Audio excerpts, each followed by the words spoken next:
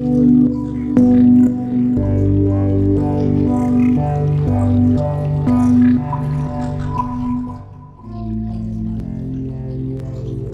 41 tahun kaget bukan kepalang, saat dirinya hendak menawar rumah tetangganya.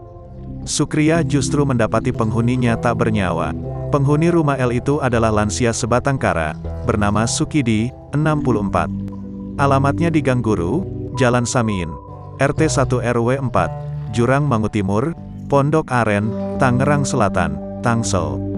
Menjelang azan maghrib, sekira pukul 17.30 waktu Indonesia Barat, Senin, tanggal 23 Agustus tahun 2021, Sukriya bertemu temannya yang ingin membeli rumah Sukidi. Sukriya pun menemaninya ke dalam rumah menawar harga awal yang dipatok 450 juta. Ia mendapati Sukidi yang biasa disapa Pade, sedang posisi tertidur. Saya tanya, Pade, aku buka pintunya kaget aku, pada biru kakinya, untung aku enggak pegang, kaget, manggil orang-orang Pade enggak bangun-bangun. Katanya sudah meninggal, kata Sukriya di lokasi. Sukriya yang mengenal cukup dekat Pade syok dan tidak menyangka. Pasalnya, sehari sebelumnya mereka masih saling menyapa. Terakhir ketemu kemarin, masih ketemu, kata Sukriya.